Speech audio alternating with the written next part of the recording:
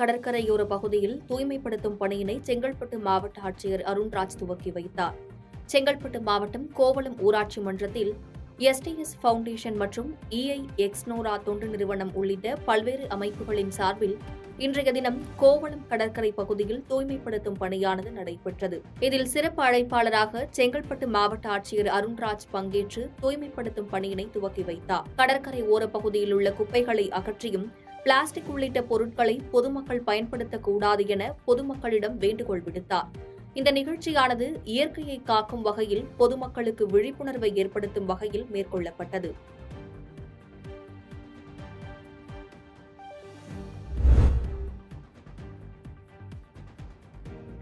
கோடைக்கால விளையாட்டு பயிற்சி முகாமினை நிறைவு செய்த 620 விளையாட்டு வீரர்களுக்கு மாவட்ட ஆட்சியர் கலைச்செல்வி மற்றும் எஸ்பி சண்முகம் சான்றிதழ் வழங்கி ஊக்குவித்தனர். பள்ளி மாணவர்கள் விடுமுறையில் தங்களுக்கு விருப்பமான துறையில் தங்களை மேலும் வளர்த்துக் கொள்ளும் வகையில் பல்வேறு பயிற்சிகளில் ஈடுபட்டு வருகின்றனர். அந்த வகையில் தமிழக விளையாட்டு மேம்பாட்டு ஆணையம் தமிழகம் முழுவதும் உள்ள மாவட்ட விளையாட்டு அரங்க வளாகத்தில் கோடைக்கால விளையாட்டு பயிற்சி முகாம் நடத்த அறிவுறுத்திய நிலையில் காஞ்சிபுரம் ரயில்வே சாலையில் 20க்கும் மேற்பட்ட விளையாட்டு துறைகளின் சார்பில் பயிற்சியாளர்கள் பங்கேற்று விளையாட்டு வீரர்கள் மற்றும் வீராங்கனைகளுக்கு பயிற்சி அளிக்கும் வகையில் கோடைக்கால சிறப்பு முகாம் கடந்த மாதம் 29ஆம் தேதி துவங்கியது. 15 நாட்கள் நடைபெற்ற இந்த பயிற்சி முகாமின் நிறைவு நாளில் மாவட்ட ஆட்சியர் கலைச்செல்வி மற்றும் எஸ்பி சண்முகம் உள்ளிட்டோர் கலந்து கொண்டு பயிற்சி பெற்ற வீரர் வீராங்கனைகளுக்கு சான்றிதழ்கள் வழங்கினர்.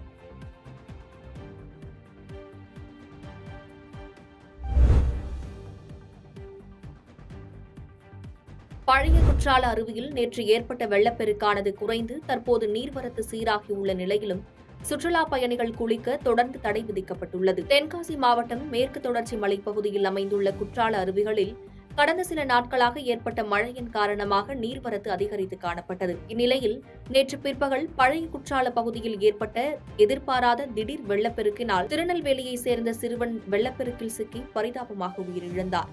இந்நிலையில் தற்போது காட்டாற்று வெள்ளம் குறைந்து பழைய குற்றால அருவியில் நீர்வரத்து சீராக உள்ளது.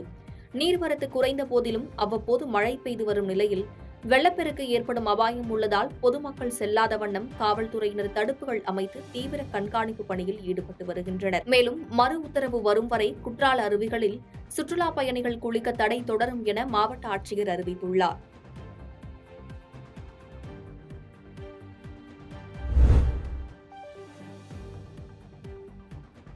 இரை தேட சென்ற ஆடு வீடு திரும்பாததால் சந்தேகமடைந்த உரிமையாளர் சிசிடிவியை ஆராய்ந்ததில் ஆடு திருடு போனது தெரியவந்தது. திருப்பத்தூர் மாவட்டம் ஆம்பூர்பேட்டை பகுதியைச் சேர்ந்தவர் தினேஷ். ஆடு வளர்த்து வரும் இவர் வழக்கம் போல காலை இரை தேட சென்ற ஆடு மாலை வெகுநேரம் ஆகியும் வீடு திரும்பவில்லை என சுற்றுவட்டார பகுதிகளில் தேடி பார்த்துள்ளார். எவ்வளவு தேடியும் ஆடு கிடைக்காததால் சந்தேகமடைந்த உரிமையாளர் அந்த பகுதியில் பொருத்தப்பட்ட சிசிடிவி கேமராவை பார்த்தபோது அதில் இருசக்கர வாகனத்தில் வந்த அடையாளம் தெரியாத மர்ம நபர்கள் ஆட்டை திருடி செல்வதைக் கண்டு அதிர்ச்சி அடைந்துள்ளார். பின்பு இதுகுறித்து வாணியம்பாடி நகர காவல் நிலையத்தில் புகார் தெரிவித்ததைத் தொடர்ந்து போலீசார் வழக்கு பதிந்து ஆடுகளை திருடிச் சென்ற மர்ம நபர்களை தேடி வருகின்றனர்.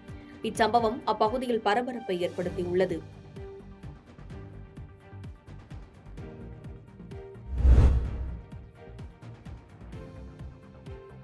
உதகை அரசு தாவரவியல் பூங்காவில் புதிதாக 36,000 மலர்களை கொண்டு பிரம்மாண்ட வடிவங்கள் வடிவமைக்கப்பட்டுள்ளது. நீலகிரி மாவட்டம் உதகை அரசு தாவரவியல் பூங்காவில் 126வது மலர் கண்காட்சியானது நடைபெற்று வருகிறது. இதில் ஏற்கனவே 1,00,000 மலர்களை கொண்டு வடிவமைக்கப்பட்ட பிரம்மாண்ட அலங்கார வடிவங்களை கண்டு சுற்றுலா பயணிகள் மகிழ்ந்து வரும் நிலையில் தற்போது சுற்றுலா பயணிகளின் வருகை அதிகரிப்பு காரணமாக மேலும் புதிதாக காளான், பாராசூட், ஆக்டோபஸ், வயலின், தர்பூசணி போன்ற வடிவங்களில் 36,000 மலர்களை கொண்டு வடிவமைக்கப்பட்டு பூங்காவில் காட்சிப்படுத்தப்பட்டுள்ளது.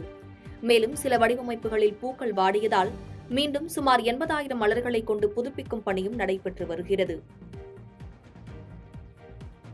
பாதகம் செய்பவரை கண்டால் நாம் பயங்கொள்ளலாகாது பாப்பா, மோதி மிதித்து விடு பாப்பா, அவர் முகத்தில் உமிழ்ந்து விடு பாப்பா. அண்மை செய்திகளை உடனுக்குடன் தெரிந்து கொள்ள இணைந்திருங்கள் இயம்நாடு தொலைக்காட்சியுடன்.